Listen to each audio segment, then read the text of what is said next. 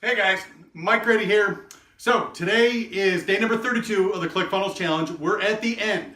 This is it. We've gone through every step. We've created our offers, we've created our funnels, we've learned how to drive traffic with our Dream 100 marketing program. So now we've gone live, we've driven traffic to our funnel, and boom, nothing happens. What do you do when your funnel flops? And by the way, everybody flops in the beginning. Nobody gets it right. You look up Russell Brunson will tell you that when he launches a funnel, it flops. Guy made $100 million in 3 years, and he knows the process. He knows you got to put out the funnel, drive traffic to it, and then see what happens. So basically what it is we're now out here and we're spending money to get traffic from different sources. And then what we do is we take a look at when somebody comes in to our lead page, what is the percentage of people that actually opt in to our offer? So if that's 1%, then you'll actually see on the next page your percentage, and then your OTO page, your percentage, and then people that actually go to your membership site. And of course, what will end up happening is if your lead page is not converting and you only get 1% opting in, then you're probably going to have 0 on your sales page, you'll probably have 0 on your OTO page, and then you'll probably have 0 on your membership site. So now, what do? Do you throw your hands up in the air and say, oh my God, I just spent 30 days putting together this whole funnel, it doesn't work, internet marketing is a scam, nobody makes any money at this, and then give up? No. So what you do is you go in and you take a look at the basics. When we're taking a look at the basics of every single part of our marketing campaign is, if you remember from the beginning, we're always taking a look at what's the hook, what's the story, and what's the offer.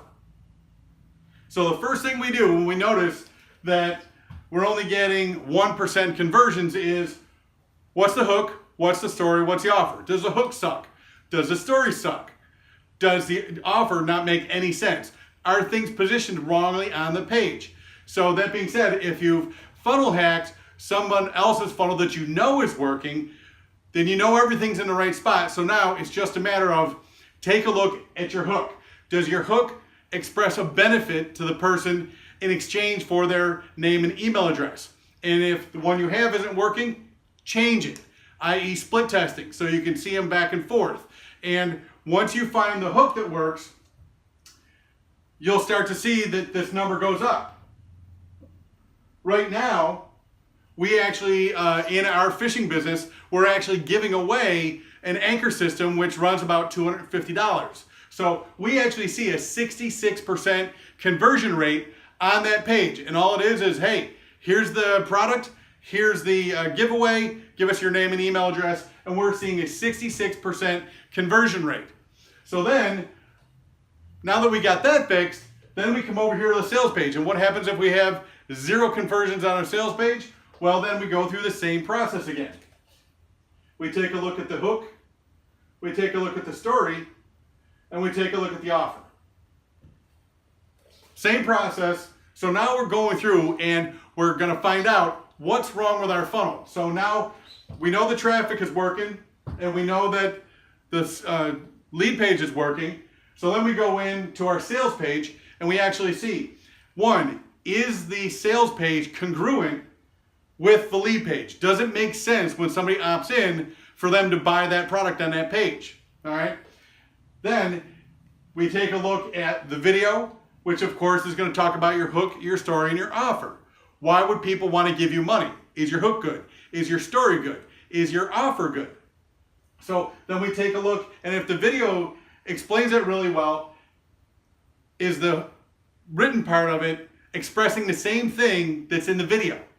All right. So what we can do then is, if it's not converting, then we actually take a look at the different elements and we test different things to see if this hook matches this hook or if it's a benefit. Now, a mistake that a lot of people make is they try to sell the same thing twice. So when somebody comes in and they take advantage of our free offer, then we want to make sure that the value that they're going to get on the sales page is higher than on the lead page. So what we can do, again, is we can take a look at the hook, the story, and the offer. This particular case would be the offer. Does the offer make sense? So what we can do is start split testing. So once we start split testing, then we might see sales start to go up. So let's say that of the 66% of the people that opt in, let's say that we now get that up to 3% of the people actually take advantage of our offer. Well, that's great because now we're starting to make money. But again, 3% is not really high. What we want to do is we want to obviously get this number up much higher. Let's say that we get it up to 30%. All right. So if 3% of the people cause you to make money but may not be break even, but let's say you get it to 10%. Well, 10% now could be close to break even compared to what you're spending on ad spend. So now if we can get it up to 30% of the people taking our sales page, now we're going to start becoming profitable here. And that's when we can start talking about scale. So once we get the sales page working, and then we get our lead page working, then we get our sales page working, then we see how many people are taking advantage of our one-time offer. And then if we see that, again, 1% of the people are taking advantage of our one-time offer, we got to go back through the same process. What's our hook? What's our story? What's our offer?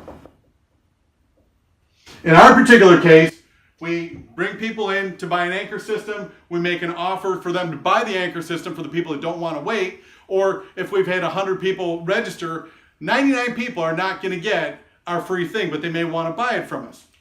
So we give them that opportunity. Then once they buy that from us, then we give them the opportunity, because people buy our product and like to show off to their friends, we offer them a t-shirt and a hat. So then we actually can take a look at how many people are taking advantage of our t-shirt and our hat. Does the logo on our t-shirt, is it worn out? Are too many people seeing it? So what we're constantly doing is we're constantly redesigning t-shirts, all right? So let's say that we got a t-shirt that's been working for a while and we've had 30% of the people have been taking that t-shirt, and all of a sudden we start seeing that number drop down and down and down to maybe only 5 or 6% of the people are taking our t-shirt and hat offer. Well, then what we do is we go out and we design a better t-shirt, and that's a whole different course on how we can actually find out what the marketplace wants to buy. But let's just say we've gone through that process. We know we got a hot t-shirt. So what we do is we change out, we switch the offer, and now we get 30% of the people start taking our new t-shirt and our new hat. So now by the time we get to this point, now we're in profitability. Once we hit that point, now we got to see how many people are joining our membership program so that we can now start serving them at a higher level with all kinds of different things, trainings, products, affiliate products, all things that make their fishing experience better in our case. For your product, you'll have to figure out what that is. But then if we don't have anybody coming into our membership program, we got to find out again, we go through the same process. What's the hook? What's the story? And what's the offer? If we want to put people on a continuity program where they're paying us every single month, then we got to give them an incentive to do that. For example, if you want to do like a gift box every month, does that gift box have enough value in the marketplace? Is it unique for your price point? Once it is, then you're going to start seeing people take advantage of your membership program, your continuity program, where they start paying you month after month after month. And now we go through this entire process. Now we have first time money, and then once we get here, then we have recurring money. So at the beginning of the month, we don't have to start at zero revenue. We now know we have a steady source of income. So let's say we go through this entire process, all right? And as we're going through this process, let's say that this doesn't take off in the first week. We spent 30 days building this thing out, and it doesn't take off in the first week. What if it takes us a month each page for this funnel to start becoming profitable?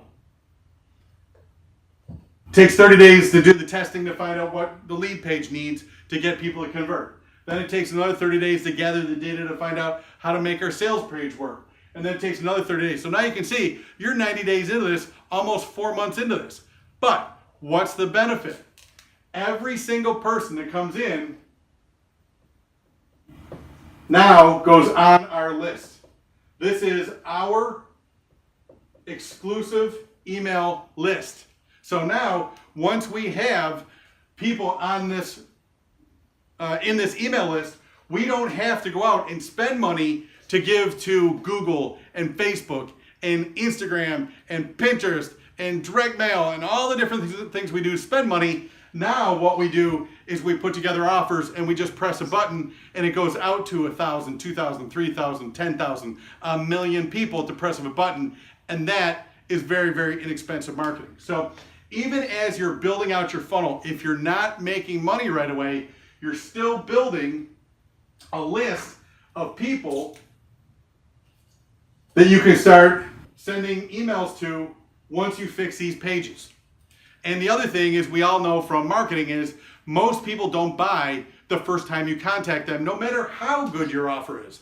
They need to get used to you, and 80% of all sales are between the 6th and 8th time you contact somebody, touch them, put your brand in front of them. So what we're doing is we're at each step of the process, we're following up with emails. But the key thing is that in each step of the process, we're adding more and more people to the list.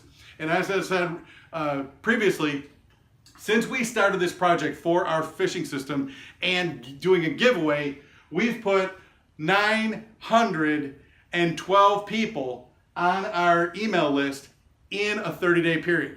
So, like I said in a previous video, when it comes to email marketing, you're gonna make about $1 per person on your list each month. So if you got 1,000 people on your list, you're gonna make $1,000 a month. 10,000 people on your list, you can make $10,000 a month. If you like Russell Brunson, you got 1 million people on your list, you're gonna make $1 million a month. So just building out the funnel, driving traffic to it, building a list, you're creating an asset for your company that somebody will want to purchase down the road. And as you're doing that, you're starting to build out the funnel so that it starts to become profitable. Once you figure out where the profitability point is, where you know I spend $10 on ads, I'm going to get $10 in revenue back, then you come all the way back here to the beginning and you go to the bank and you get a loan, you take money out of the kids' savings, you take it out of whatever you're saving the money for, and you throw it at the advertising, because you know if you spend $10,000, you're going to get $10,000 back or more.